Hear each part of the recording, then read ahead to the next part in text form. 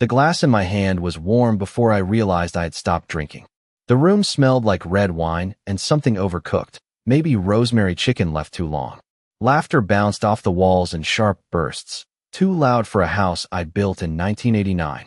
I stood near the dining table, watching 8 people pretend this was normal. The chandelier light felt harsher than usual, almost white instead of amber tonight. Daniel leaned back in my chair, one leg crossed, owning space that was never his. "Richard, could you grab another bottle?" he said without looking at me. I didn't move right away. I felt the weight of the glass in my hand. I felt the room watching without turning their heads. Emily sat 2 seats to his left, fingers wrapped around her napkin like it mattered. "Dad, we're out of the Cabernet," she added quietly. Her voice didn't reach me the way it used to. I walked to the kitchen anyway. The tile was cold through my shoes. The refrigerator hummed at a steady pitch, like it had something to say. I opened the door, and the light hit my eyes too fast. 2 bottles left. I picked one up and paused.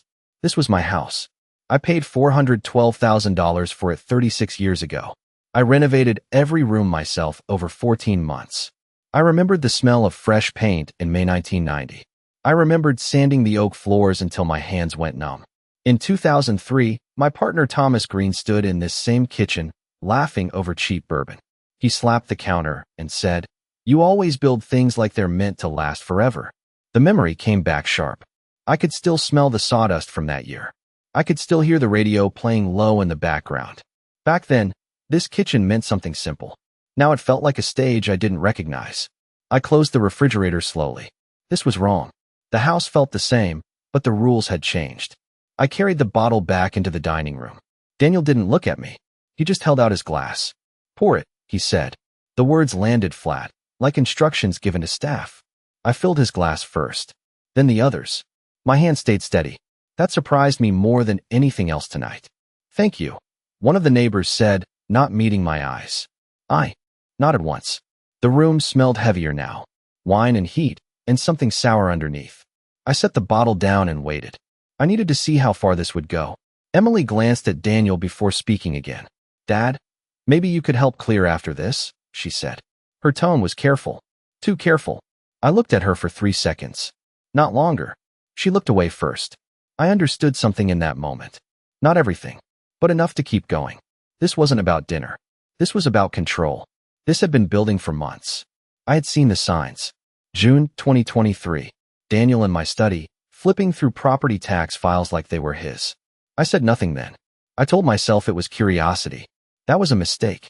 I stepped back from the table and placed the bottle down. I could feel the air shifting. Small things. Tiny details. But they mattered. My house. My rules. That used to be true. Not anymore. I watched Daniel lean forward, elbows on the table now. He smiled. Not a warm smile. Something practiced. "Let's be clear," he said, finally looking at me directly. The room went quiet in a way that felt staged. "You can stay here, Richard," he continued, voice steady. "But things are different now."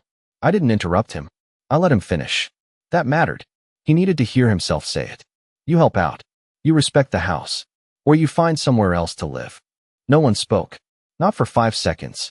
I counted them. The chandelier buzzed faintly above us. Emily didn't look up. I could hear someone shift in their chair. I could feel every eye trying not to look at me.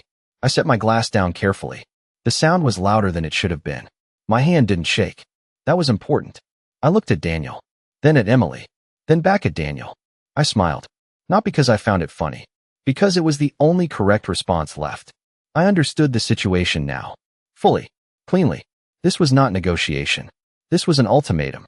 I had already made my decision weeks ago. I just didn't know when I would need to use it. Tonight answered that question. I turned toward the hallway. My footsteps sounded heavier than usual. The house felt different under my feet. Colder somehow. I reached the bedroom and opened the closet. The leather suitcase sat exactly where it had for years. Brown. Worn edges. Brass locks still intact. Helen bought it in 1989. I hadn't moved it since 2018. I picked it up. It felt heavier than 6.4 pounds. I knew why. I placed it on the bed and opened it slowly. The hinges creaked once. Familiar sound. I packed 3 shirts. 1 jacket. The envelope with the original documents. I closed it again. Locked it. I walked back down the hallway without rushing. The voices in the dining room had returned. Laughter again. Too loud. I stopped just before stepping in. I could hear Daniel clearly now. "He won't leave," he said, confident. "He's got nowhere else to go." I stepped into the room. Every sound stopped again. 8 faces turned at once. I held the suitcase in my right hand. I kept my smile. "Of course," I said calmly. "Tonight." And then Emily looked at me, something breaking in her voice as she said, "Dad, where are you actually going?" I stepped out into the night at 10:58 p.m. with the suitcase in my hand. The air felt colder than it should for late September. The driveway gravel crunched under my shoes, each step louder than usual. My car sat exactly where I left it at 6:12 p.m. Nothing had moved. The porch light behind me cast a long shadow forward. I did not turn back. Not once. I placed the suitcase in the trunk and closed it carefully. The metal latch clicked with a final sound. I stood there for a moment, keys in my hand. The neighborhood was quiet. Too quiet for a Friday night. A dog barked somewhere 3 houses down. The smell of cut grass lingered in the air, mixed with something damp. I opened the driver's door and slid inside. The leather seat was still warm from earlier. I started the engine. The dashboard clock read 11:01 p.m. The radio came on softly, an old station I never changed. I turned it off. Silence felt more honest right now. I pulled out slowly and drove down the street at 25 miles per hour. Every house looked the same as always. Nothing had changed. Except everything had changed. I kept both hands on the wheel. That mattered. I needed control over something. I reached the end of the block and stopped at the sign. I had lived here for 36 years. I knew every crack in this road. I turned right without thinking. My body remembered the route even if my life did not. The gas station on Maple Avenue was still open. Fluorescent lights buzzed overhead, too bright against the dark sky. I pulled in and parked near pump number 4. The smell of gasoline hit immediately. Sharp, clean, familiar. I stepped out and stretched my back. The concrete was still warm from the day's heat. A truck idled 2 spots away. Its engine rattled low and steady. I walked inside the small convenience store. The bell above the door rang once. The air conditioning hit my face, cold and dry. Coffee brewed somewhere behind the counter. Burnt. Bitter. The clerk looked up briefly. Young. Maybe 22 years old. "Late night?" he asked. I nodded once. Something like that. My voice sounded steady. I picked up a bottle of water and set it on the counter. $2.49. I paid in cash. Always cash. The clerk handed me the receipt without looking again. "You okay, sir?" he added after a second. I met his eyes this time. "I will be." That felt true enough. I walked back outside and leaned against my car. The night air felt sharper now. I opened the bottle and took a slow drink. My hands were steady again. That surprised me. In 1998, my wife Helen stood with me in a parking lot not unlike this one. It was August. Hot. The asphalt smelled like tar and heat. She held my hand and said, "We made it through worse." I could still feel her fingers. Warm. Certain. That night we had exactly $3,200 left in our account. We still paid the mortgage. We still moved forward. The memory stayed with me longer than I expected. It grounded something inside me. I capped the bottle and set it on the hood. This situation was not sudden. It had been forming for 18 months. I had seen it in small pieces. I chose not to act too early. That was deliberate. I needed clarity before movement. Tonight provided that clarity. There was no ambiguity left. No room for interpretation. Daniel had drawn the line himself. Emily had confirmed it with her silence. I had already prepared the response weeks ago. I just had not executed it yet. Timing matters more than reaction. I checked my watch. 11:18 p.m. I needed a place to stay for the night. Not permanent, just temporary. I opened my phone and searched for a hotel within 5 miles. 3 options appeared. One at $129 per night. One at $164.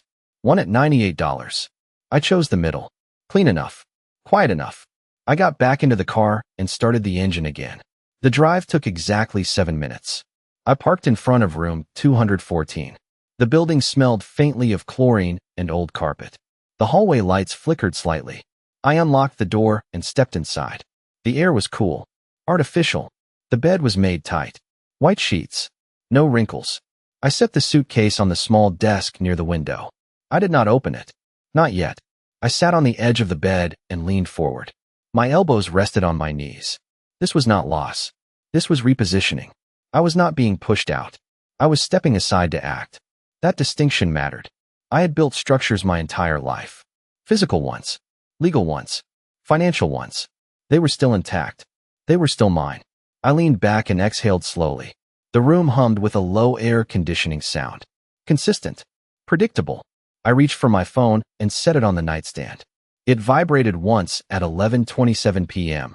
A message preview lit the screen in a cold blue glow. Account alert. Access to Property Holding LLC has been restricted due to unusual login attempt. The hallway outside room 214 smelled like stale carpet and cleaning spray.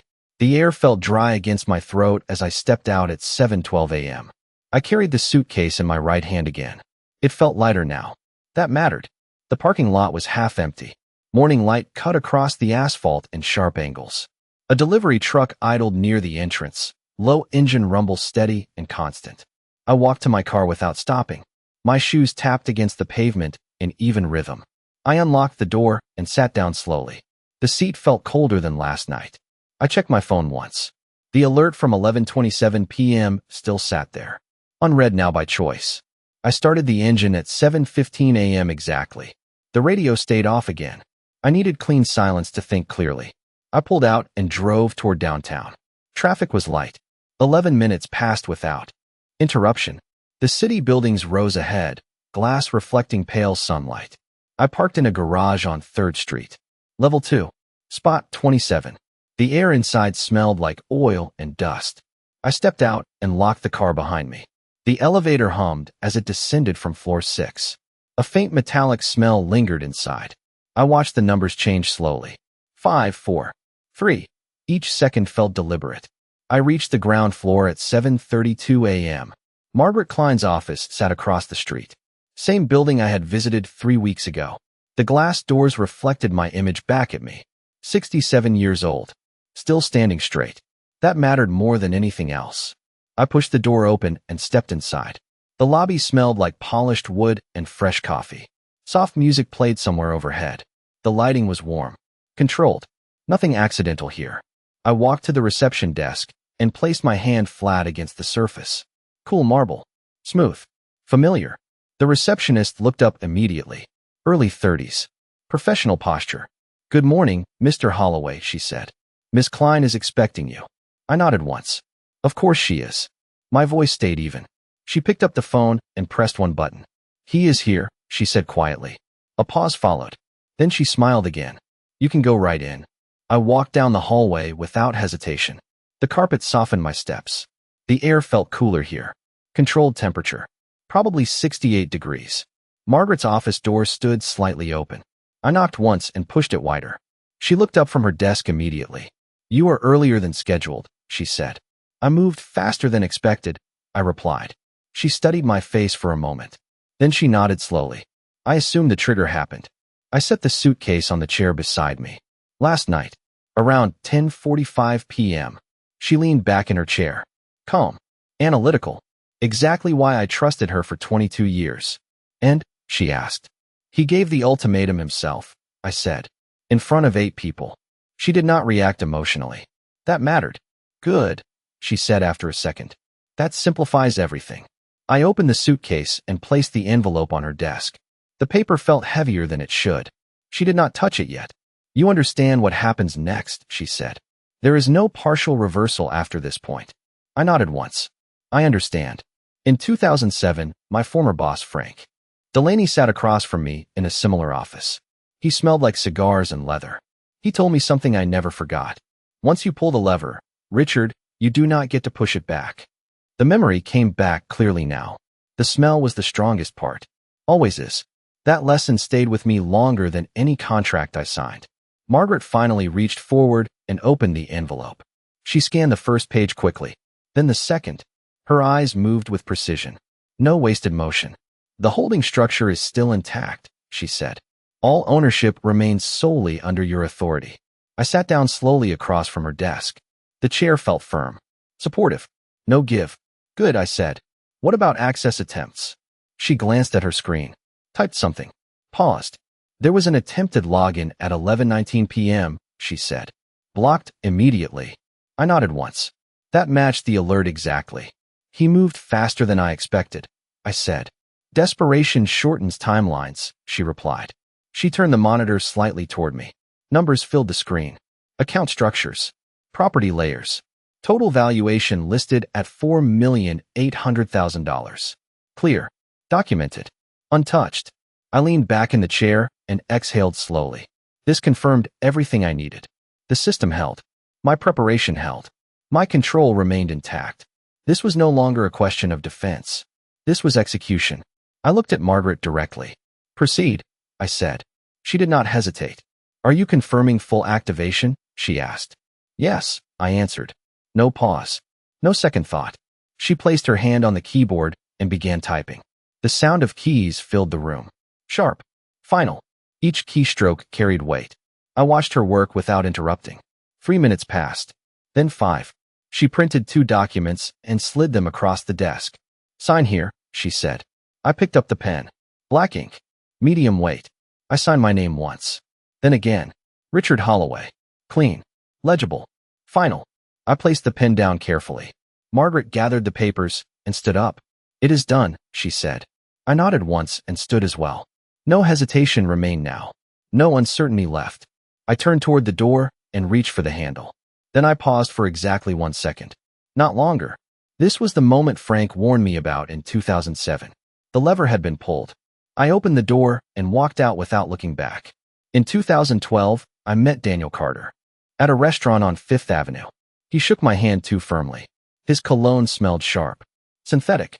I remember noticing that detail first. It stayed with me longer than his words that night. I stepped out of Margaret's building at 8:11 a.m. The morning air felt colder than earlier. A light wind moved between the buildings, carrying dust and traffic noise. I crossed the street slowly. My shoes clicked against the pavement in measured rhythm. The city was fully awake now. Horns sounded in short bursts. Engines idled at every intersection. A bus passed within 15 feet, releasing a heavy diesel smell. I did not rush. There was no reason to. Everything important had already been set in motion. I walked into a small cafe on the corner. The bell above the door rang softly. The smell of coffee hit immediately. Strong. Bitter. Freshly ground beans. The air inside felt warmer. Around 72 degrees. A low hum of conversation filled the space. Cups clinked against saucers in steady intervals. I stepped up to the counter and waited my turn. A young barista looked at me with a quick smile. What can I get you? She asked. Black coffee, I said. Large. She nodded and tapped the screen. That will be $3.85. I handed her a $5 bill. Keep the change, I added. She gave a small nod. Thank you, sir. I stepped aside and waited. The machine hissed loudly behind her. Steam rising in short bursts. The sound felt almost aggressive. I watched people move in and out. Everyone had somewhere to be. Everyone moved with purpose. I took my coffee when she called my order. Black coffee for Richard. I nodded once. Thank you. I walked to a table near the window and sat down. The chair felt slightly uneven. I adjusted once and leaned back. The coffee was hot. Almost too hot. I took a slow sip anyway. The bitterness grounded me. I looked outside through the glass. Traffic moved steadily now. 8:26 a.m. Rush hour in full effect. This situation was no longer emotional. It was structural. Daniel had known me for 12 years. Since 2012, he had watched how I built things. He had seen the systems I used. Yet he assumed I had grown careless. That assumption was his first mistake. In March 2024, he lost his position at a sales firm. A $2.3 million deal collapsed under his watch. That detail mattered. Within 9 months, he accumulated $186,000 in personal debt. I had confirmed that quietly. He did not just want money. He wanted control. Control over the house. Control over Emily. Control over the narrative of who he was. That was the real objective. I had seen men like him before. Not uncommon. Not unpredictable. I set the coffee down and watched my reflection faintly in the glass. This was not about revenge. That would have been easier. This was about correction. About restoring structure where it had been challenged. I had allowed proximity. That was my responsibility. Now I was removing it. I leaned forward slightly. My hands rested flat on the table. Steady. Always steady. The cafe noise faded into the background. I focused on what came next. The activation was complete. The legal structure had shifted. Now the consequences would begin to surface. Not immediately. Not all at once. Gradually. Systematically. That was the design. My phone remained silent on the table. I did not check it. Not yet. I finished half the coffee and stood up. The chair scraped lightly against the floor. I picked up the cup and carried it to the trash. The lid snapped as I pressed it down. Small sound. Final. I stepped back outside at 8:41 a.m. The sunlight felt brighter now. The day had fully begun. I walked toward my car at a measured pace. No rush. No hesitation. I unlocked the door and paused for 1 second before getting in. Something had shifted. Not outside. Inside the structure itself. I could feel it. The system had already begun responding. I sat down and closed the door. The interior felt quiet again. Controlled. I placed both hands on the steering wheel and looked straight ahead. This was the point of no return. Not emotionally. Legally. Structurally. Everything had moved into its next phase. And for the first time since last night, I understood the full shape of what was coming next. I was no longer reacting to Daniel. Daniel was about to react to me. I parked the car in front of a low brick building at 9:14 a.m. The sign read, First State Financial Services. The letters were faded. The glass door reflected a dull gray sky. I stepped out and locked the car behind me. The air smelled faintly of rain. And pavement. The temperature had dropped at least 5 degrees since earlier. I adjusted my jacket once and walked inside. The lobby was quiet. Too quiet for a place handling millions of dollars. Fluorescent lights buzzed overhead. The sound was constant. A faint ticking came from a wall clock behind the desk. 9:16 a.m. A man in a navy suit looked up from his computer. Mid-40s. Clean cut. He recognized me immediately. Mr. Holloway, he said, standing halfway. We were expecting you. I nodded once and approached the desk. I assume Margaret called ahead, I said. She did, he replied. Everything is prepared. His voice stayed neutral. Professional. He gestured toward a side office. This way, please. I followed him down a short hallway. The carpet muffled our steps. The air felt cooler here. Around 67 degrees. Controlled. Intentional. He opened a door and stepped aside. You can have privacy here, he said. I entered the office and set my suitcase down beside the chair. The room smelled like paper and old leather. A faint trace of ink lingered in the air. He closed the door behind us. Before we proceed, I need confirmation, he said. This action is irreversible. I looked at him directly. I understand. He placed a folder on the desk and opened it carefully. Documents were arranged in precise order. Tabs labeled in black ink. Total assets under this structure equal $4,800,000, he said. Primary residence. 2 accounts. 1 holding entity. I nodded once. Nothing new, but hearing it aloud mattered. We will restrict access immediately upon your authorization, he continued. That includes any secondary user attempts. I leaned forward slightly. There was already one attempt at 11:19 p.m., I said. He glanced at his screen. Typed something quickly. Confirmed, he said. Blocked successfully. I exhaled once. Slow. Controlled. In 2015, my daughter Emily sat across from me at a diner on Route 9. She was 29 years old then. Nervous. Her coffee smelled too sweet. Too much sugar. She told me she was marrying Daniel. I remember the exact way she held the cup. Both hands. Like she needed stability. I told her, if he respects structure, he will respect you. She nodded. She believed that. I wanted to believe it too. That moment stayed with me longer than I expected. I looked back at the documents in front of me. This was the consequence of ignoring small signs. Not dramatic. Not sudden. Gradual. Predictable. I had allowed access. Now I was removing it. I placed both hands on the desk. Flat. Steady. This was not punishment. This was correction. The structure had been tested. It had responded exactly as designed. That meant it worked. I looked at the man across from me. Proceed with full restriction, I said. He nodded once and picked up a pen. Please sign here, he said. I signed once. Then again. Richard Holloway. Clear. Final. He collected the papers and stood. I will process this immediately, he said. Estimated completion time is 12 minutes. I leaned back in the chair. The leather creaked softly. I watched him leave the room. The door closed with a quiet click. I sat alone for a moment. The clock on the wall ticked steadily.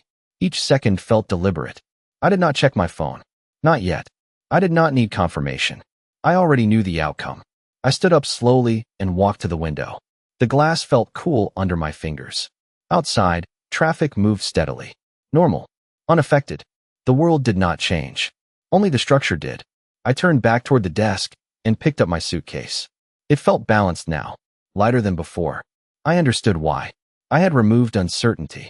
That weight was gone. I walked to the door and opened it without hesitation. The hallway felt the same. Controlled. Quiet. The man in the navy suit stood near the desk again. He looked up as I approached. "Everything is in process," he said.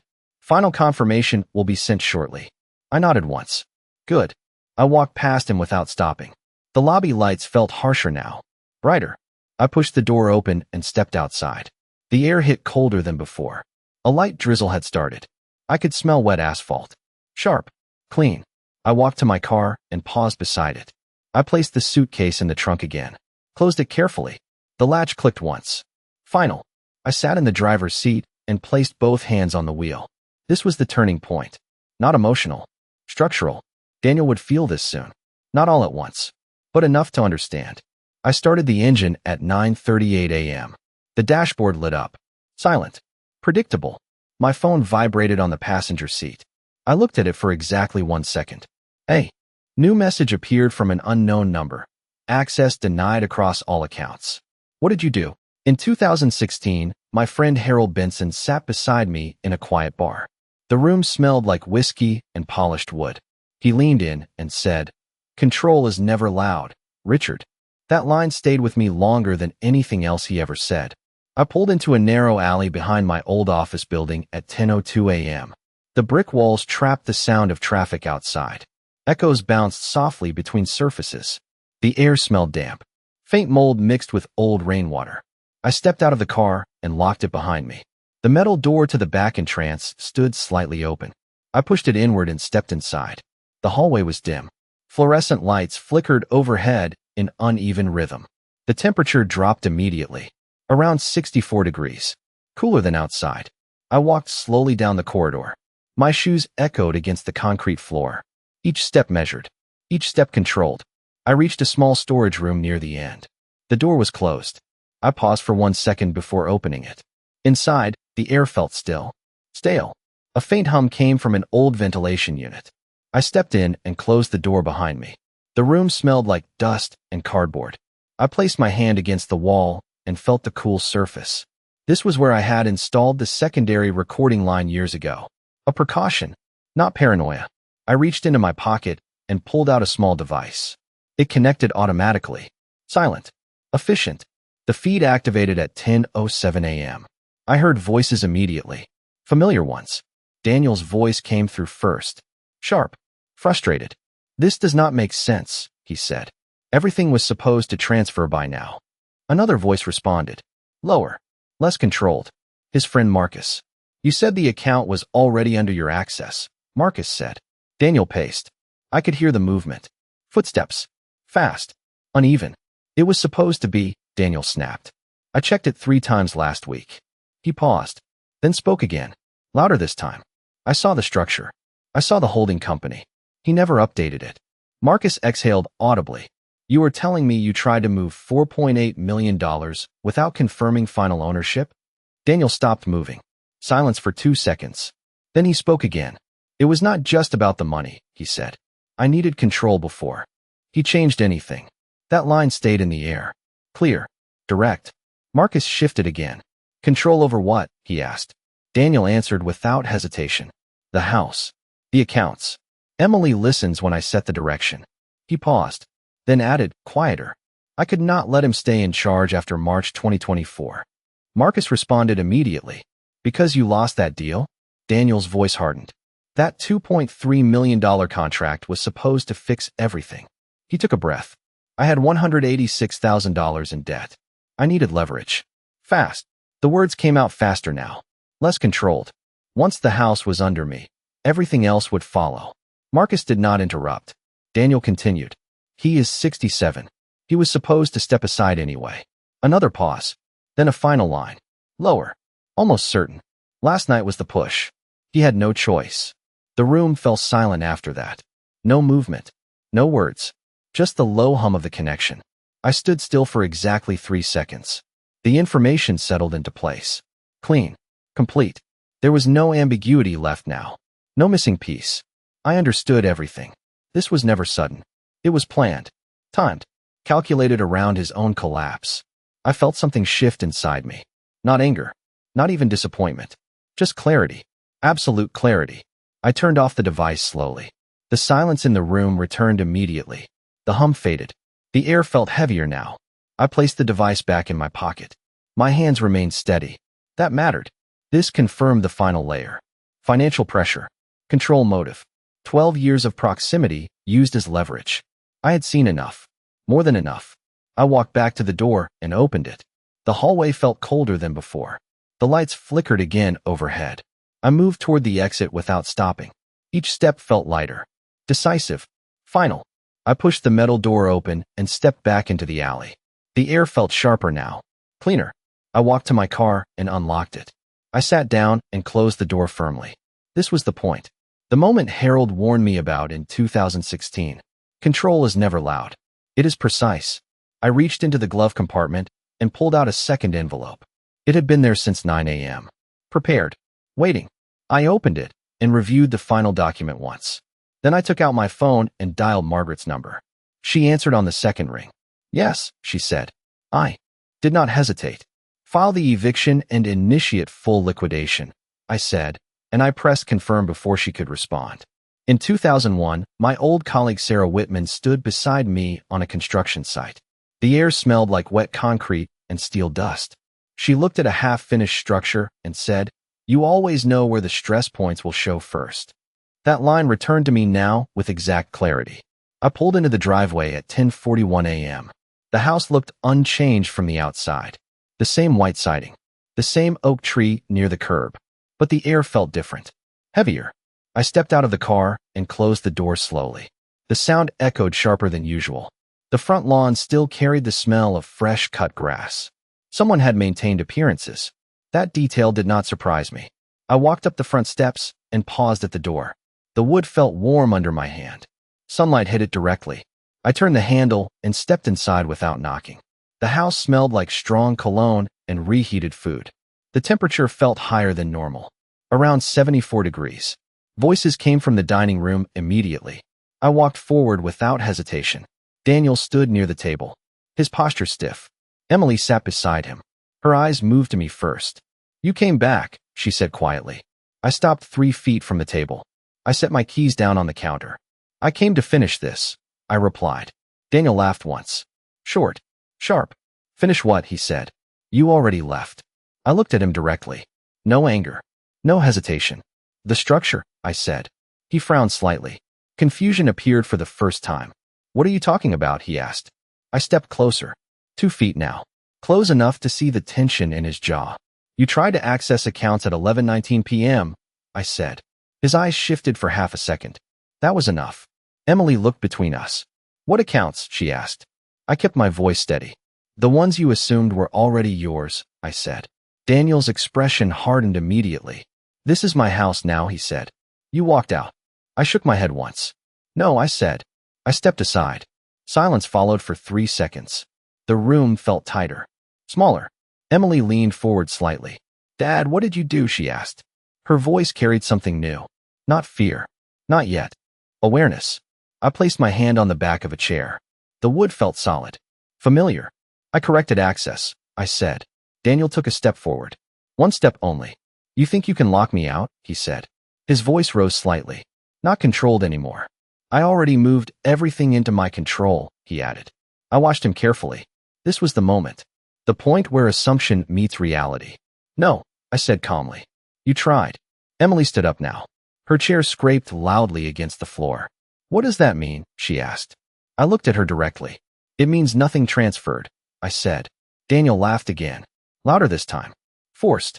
"That is not possible," he said. "I saw the structure." I nodded once. "You saw part of it," I replied.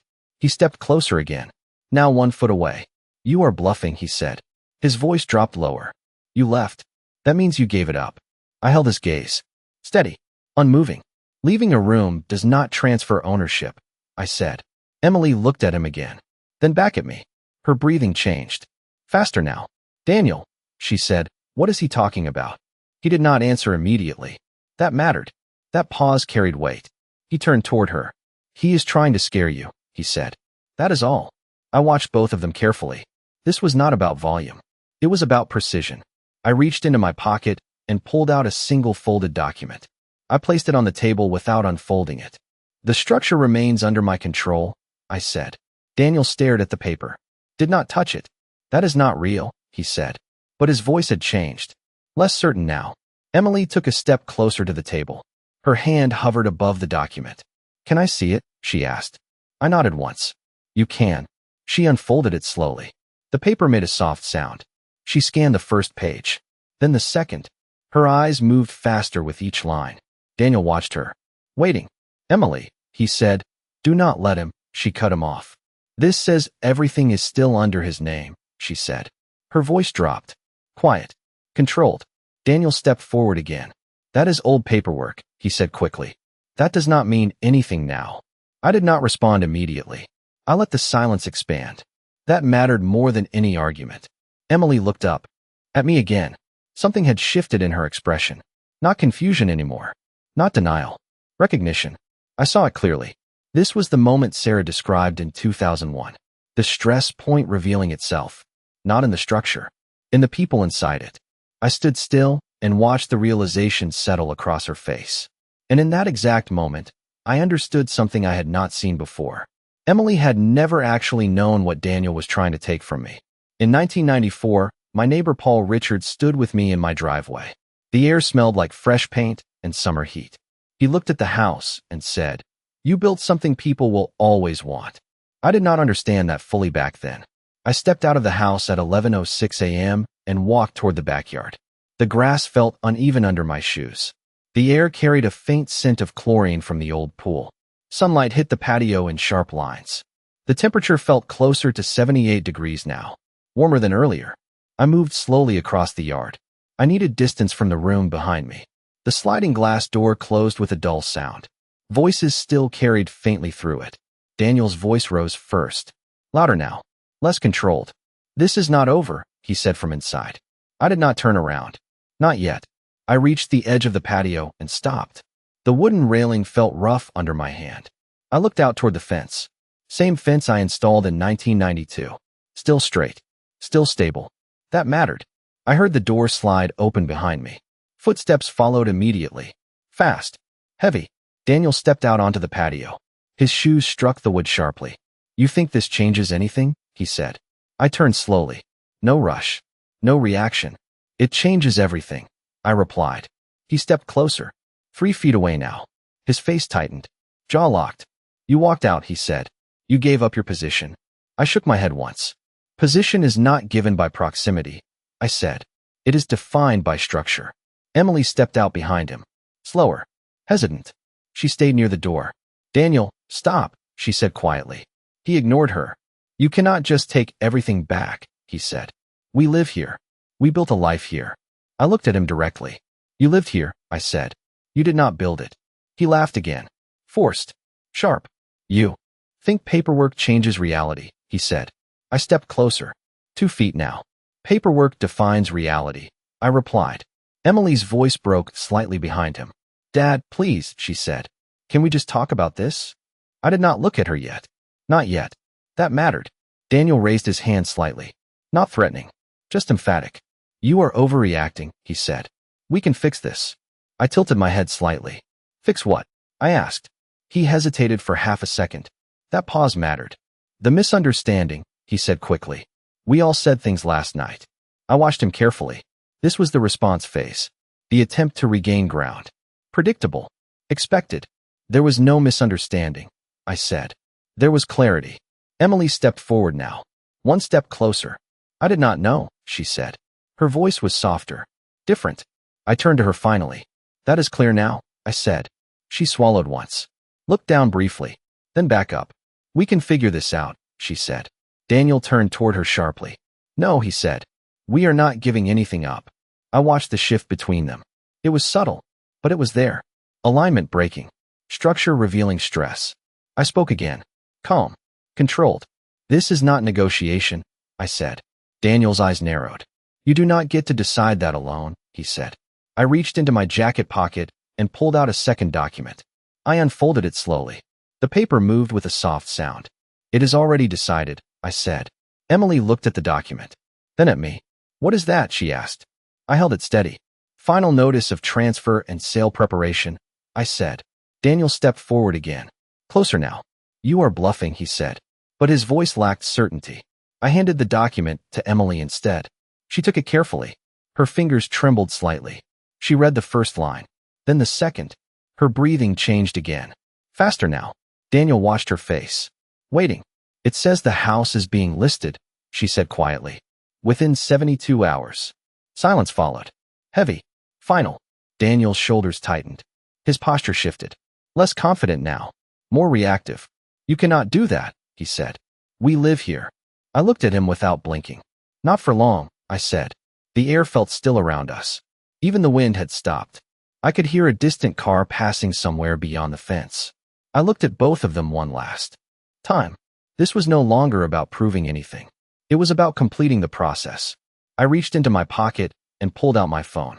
The screen lit up immediately. I opened the listing authorization form. One final step remained. I paused for exactly 1 second. Not longer. Then I pressed submit and sent the property into immediate sale execution. In 1987, my mentor James Caldwell stood beside me on an empty lot. The air smelled like dry soil and gasoline. He pointed at the ground and said, "Ownership is not land, Richard. It is control over what happens next." That line stayed with me longer than any contract I signed. I drove away from the house at 11:32 a.m. without looking back. The road stretched ahead in a straight line. The sky had turned overcast. Light gray clouds pressed low against the horizon. The air felt heavier through the open window. Cooler now, around 70 degrees. I kept both hands on the wheel. The engine hummed steadily at 35 miles per hour. I did not rush. There was nowhere urgent to go. I turned onto Maple Avenue and headed toward the river. Traffic moved slowly. Controlled. Predictable. I parked near a small overlook at 11:47 a.m. The river moved below in a steady current. The water smelled faintly metallic, mixed with damp earth. I stepped out and leaned against the railing. The metal felt cold under my palms. The wind picked up slightly. It carried a low rushing sound from the water below. I stood there without moving for several seconds. The structure had completed its transition. The house would be listed within 72 hours. The accounts were already locked. The leverage Daniel believed he had was gone. Completely gone. I reached into my pocket and checked my phone. 3 missed calls. All from the same number. 11:21 a.m. 11:25 a.m. 11:29 a.m. I did not return them. Not yet. That timing mattered. I let the silence extend. That was part of the process. My phone rang again at 11:52 a.m. I watched it for 2 seconds before answering. Yes, I said. Daniel's voice came through immediately, louder than before, less controlled. You need to fix this, he said. Now. I leaned slightly against the railing. The metal pressed firmly against my back. There is nothing to fix, I replied. He exhaled sharply. You locked everything, he said. Accounts. Access. Everything. I looked out over the water. The current did not change. Correct, I said. Silence followed for 1 second. Then he spoke again. Faster now. We had an understanding, he said. You left. That meant something. I shook my head once. Even though he could not see it. It meant I left the room, I said. Not the structure. Emily's voice came through faintly in the background. Softer. Let me talk to him, she said. Daniel did not respond immediately. Then the line shifted. Dad, Emily said. Her voice carried hesitation, not certainty. Can we talk about this? I closed my eyes for a brief moment. 1 second only. We are talking, I said. She took a breath. I could hear it clearly. You are selling the house, she said. Is that final? I opened my eyes again. The river continued moving. Unaffected. Yes, I said. Daniel's voice cut back in immediately. You cannot do that, he said. We have nowhere else to go. I let that statement sit for a moment. 3 seconds. Then I responded. That is not my responsibility, I said. His tone shifted again. Sharper. More defensive. You are doing this because of last night, he said. You are overreacting. I adjusted my stance slightly. The wind picked up again. No, I said. I am doing this because of the last 18 months. Silence followed. Longer this time. 5 seconds. I could hear faint movement on their end. A chair scraping. A door closing somewhere. Emily spoke again. Quieter now. I did not know, she said. About the accounts. About the structure. I listened carefully. This mattered. I know, I said. That was the truth. Daniel interrupted again. She does not need to know everything, he said. That was never the point. I straightened slightly. That line carried more weight than he intended. No, I said.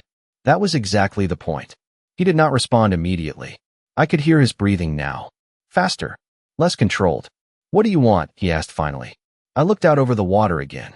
The current remained steady. Constant. I already have what I want, I said. Emily's voice returned once more. Softer than before. Then what happens now? She asked. I paused for 1 second. Not longer. Now the structure completes, I said. I ended the call before either of them could respond.